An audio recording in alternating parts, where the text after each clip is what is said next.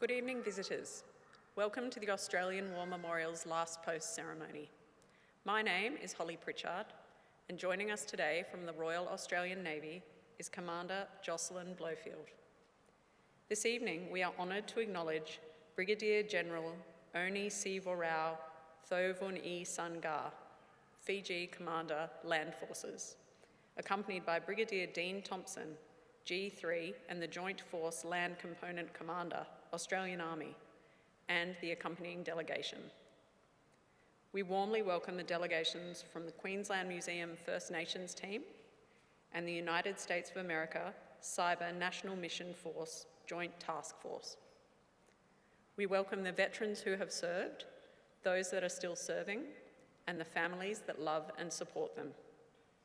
The live stream of this ceremony is made possible by the Returned and Services League of Australia and the RSL and Services Clubs Association.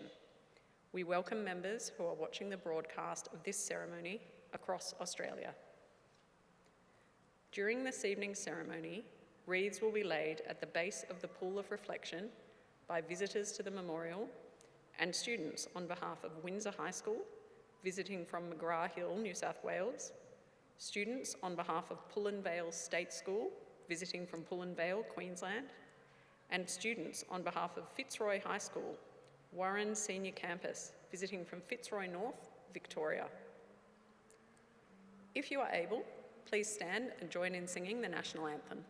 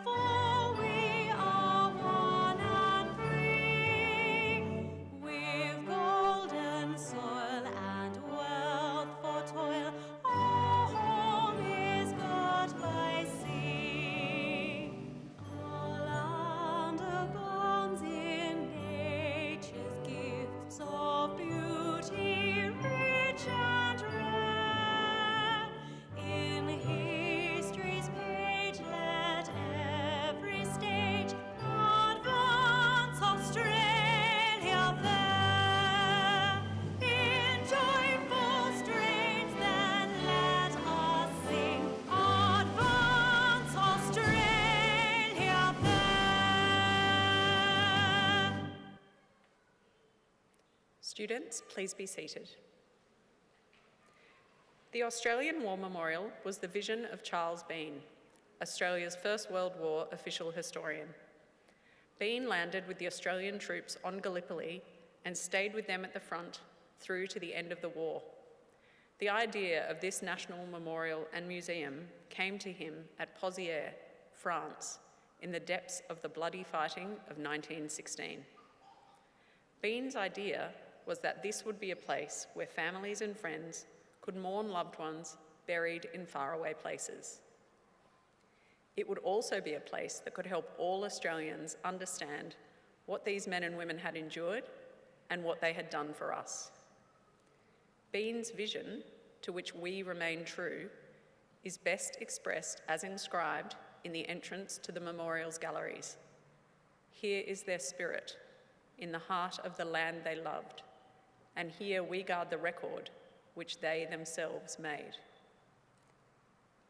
Tonight, we will read the story behind just one of those on the Roll of Honour, which lists the names of more than 103,000 men and women who have given their lives for us in war and on operations for more than a century.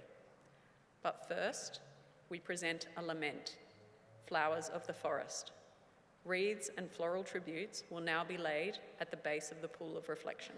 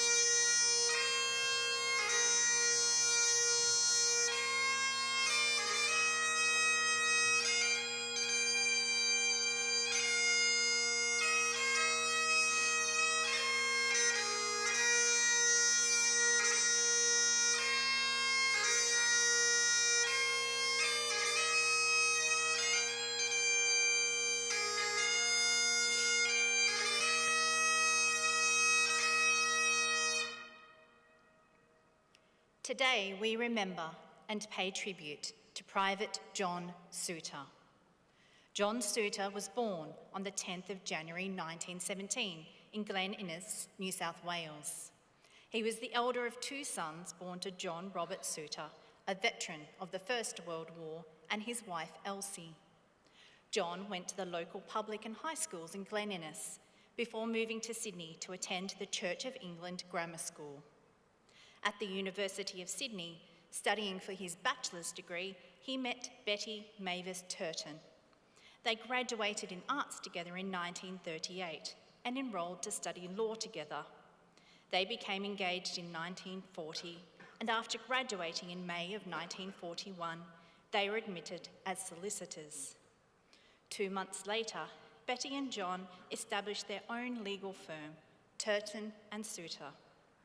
They married at St Thomas Church in North Sydney on the 27th of September 1941. John Souter enlisted in the 2nd Australian Imperial Force less than a month after his wedding. He was swiftly promoted during his training and by December 1941 was acting sergeant. He embarked for active service in January 1942, sailing from Sydney with a convoy bound for Singapore. There, he reverted to the rank of private before being taken on strength of the 2nd 19th Infantry Battalion. In February, his battalion moved north to Seremban in southern Malaya, where they began training for fighting under tropical conditions. The battalion rotated between Seremban and Port Dickson on the coast until September, where they were moved to the airfield at Kluang. In October, the 2nd 19th was moved to defend a vital road junction at Gemalang on the east coast. As Japan's involvement in the war became increasingly likely, Souter and his comrades spent most of their time preparing defensive positions. In December of 1941, Souter's battalion was stood to arms as the Japanese invasion of Malaya began. They first made contact with the enemy in January, as Japanese forces approached the town of Endau. Later that month, the battalion was rushed to reinforce the 2nd 29th Battalion at Bakri. They managed to hold the crossroads there just long enough for the remnants of the 2nd 29th and 45th Indian Brigade to withdraw. By this time, however, Japanese forces had already outflanked Souter's battalion, and they too were forced to retreat on the 20th of January. They began withdrawing towards Perit Sulong, fighting their way through a succession of Japanese roadblocks while being harassed from the air and ground. At the Simpang Kiri River, the men of the 2nd 19th were confronted by strong enemy positions. They were outnumbered, exhausted, and running out of ammunition and supplies. With no chance of relief from another unit, the battalion was forced to leave its wounded behind and escape through the jungle. Those who were left at Perit Sulong were later massacred by the Japanese. Souter was among just 271 men from the 2nd 19th who managed to escape. They were mustered at Yong Pen before being withdrawn to Johor Bahru, where they received additional reinforcements. As the Japanese advance continued, the 2nd 19th was forced back to Singapore, crossing onto the island on the 31st of January 1942. Souter and his comrades then took up defensive positions on the island's west coast, where they were thinly dispersed across a wide frontage. When Japanese forces began their invasion of Singapore on the 8th of February, the 2nd 19th's position was quickly infiltrated as isolated groups of men fought the enemy in the dark. They were eventually forced into a desperate retreat that ended in the Allied surrender to the Japanese on the 15th of February 1942. With the surrender, Souter found himself among more than 130,000 British and Dominion troops who became prisoners of war. He and his comrades were initially imprisoned at Changi, but it was not long before the prisoners were allocated to external Labor parties, and sent to various conquered Japanese territories. In March 1943, Souter was allocated to Delta Force, making the miserable journey to Thailand with almost 2,300 other prisoners. There, Souter and his comrades were put to work constructing the infamous Burma-Thailand Railway.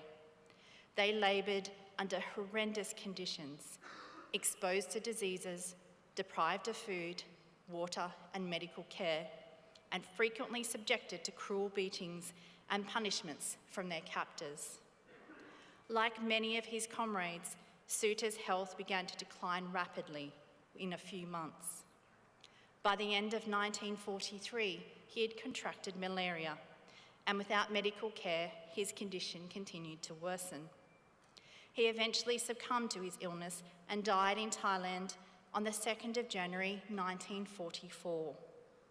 By the time the railway was completed, more than 12,500 Allied prisoners had lost their lives. Private John Souter was 26 years old. His name is listed on the Roll of Honour on my left, among almost 40,000 Australians who died while serving in the Second World War. A photograph of his headstone is displayed today beside the pool of reflection. This is but one of the many stories of service and sacrifice told here at the Australian War Memorial. We now remember Private John Souter, who gave his life for us, for our freedoms, and in the hope of a better world.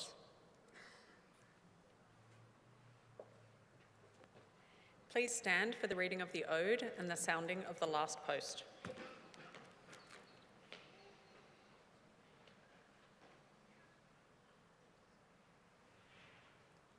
They shall grow not old, as we that are left grow old. Age shall not weary them, nor the years condemn. At the going down of the sun and in the morning, we will remember them.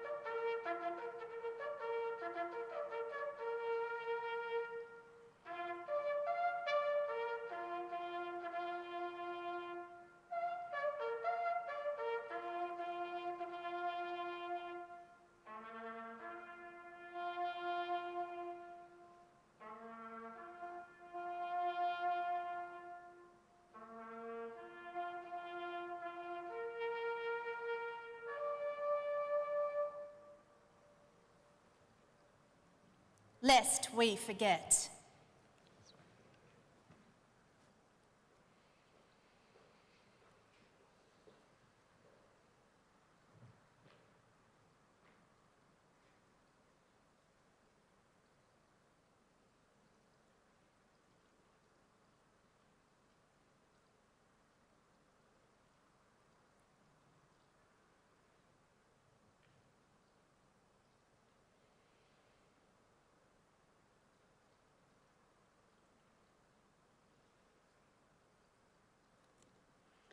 We leave you this evening with the words of the memorial's founder, Charles Bean. Many a man lying out there at Pozières or in the low scrub at Gallipoli with his poor, tired senses barely working through the fever of his brain has thought in his last moments, well, it's over. But in Australia, they will be proud of this. Ladies and gentlemen, girls and boys, that concludes the last post ceremony. On behalf of the Director, staff and volunteers, thank you for visiting the Australian War Memorial today. We wish you all a very pleasant evening.